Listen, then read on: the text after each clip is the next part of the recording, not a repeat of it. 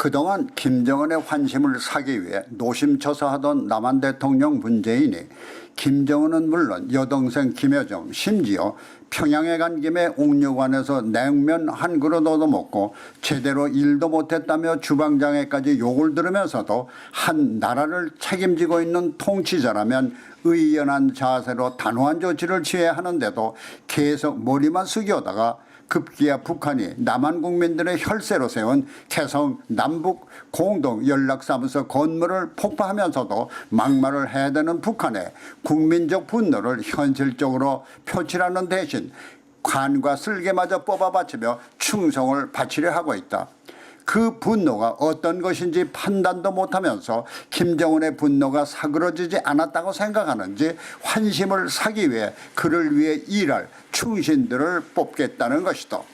바로 북한과 상대할 남한의 일꾼들을 알짜배기 종북주의자로 임명한 것이다. 물론 이와 같은 지적에 문재인 정권을 지지하는 종북 좌파 세력들은 진정한 남북 통일을 위해 치욕도 참고 견디는 노고를 모욕하는 것이라고 비난할 것이지만은 지금 문재인 정권의 대북 정책이야말로 남한을 적화 통일하려던 북한의 무력적 6.25 남침이 아니더라도 무혈 적화를 시킬 수 있는 잠재적 위험이 도사리고 있다는 데 따른 우려와 그것이 현실화될 때 종북 세력들은 물론 앞으로 자유민주주의 체제에서 자라야 할 후세대들까지 모두 핍박을 받게 될 것이 염려스러워서이다. 그러나 문재인 정권이 한쪽으로 편향된 세력만을 위한 정권이 아닌 전 국민을 위한 정권이라면 다수의 의견에도 귀를 기울여야 하는데 그렇지 못하다는 데서 소수의 종북 좌파 세력들에게는 모함하는 소리로 들리는 것이 당연하다. 문재인 정권은 남북 공동연락사무소 폭파 이후 북한과 상대할 인물들을 모두 북한 친화적 인물로 포진함으로써 북한에 대한 간접 충성을 맹세하고 있는 것이다.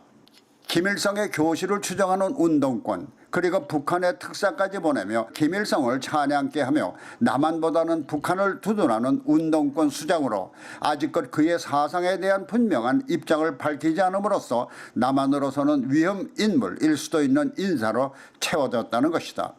게다가 국가의 안보와 관련된 정보를 책임져야 할 정보수장이 국가보다는 대통령에 충성하는 인물이 되겠다고 공언하는 것을 보면은 지난 김대중 정권에서 북한과 친교를 통해 한반도의 평화를 이룩하겠다며 수억 달러를 북한에 지원하고도 평화적인 관계 수립보다는 적에게 미사일 개발에 힘을 보태면서 주군의 노벨 평화상에 기여한 것 말고는 남북 관계를 더 악화시킨 인물이라면 국가보다는 주군의 충성을 바치겠다는 지금의 주군을 위해서 또 무슨 일을 저지를지 몰라 더더욱 걱정일 수밖에 없다. 물론 그 이름을 하나하나 열거하지 않아도 북한을 상대할 전담 진영 내의 5명의 신상에 대해서는 남한의 적화를 염려하는 다수 국민들이 낱낱이 파악하고 있으니까 재론할 필요가 없을 것이다. 만일 그들이 남한보다는 북한을 더 이롭게 할 정책 방향을 제시하더라도 거역할 수 없는 영향력을 발휘할 수 있는 인물들이고 보면은 남한으로서는 모험적인 인사가 아닐 수가 없다. 그런데 이와 같은 문재인 정권의 김정은을 향한 일편단심과 노고에 대해서 북한의 반응은 어떤가? 그동안 미국과 북한을 중매하기 위해서 온갖 노력을 해온 문재인을 지목해서 북한은 오지랖이 넓다느니 끼어들지 말라느니 하며 온갖 치욕을 안겨왔다.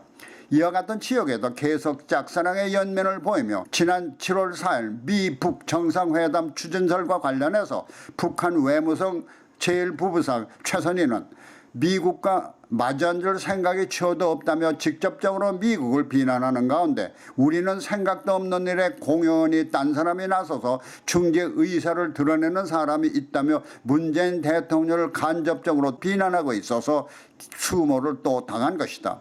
그러나 이와 같은 수모에 지난날처럼 더 저자세로 임한다면 그러한 저자세가 저속히 끝나면 몰라도 장기 집권으로 이어질 때는 남한은 풍전등화 앞에 등불이 꺼질 것을 항상 걱정하고 살아야 할 것이다.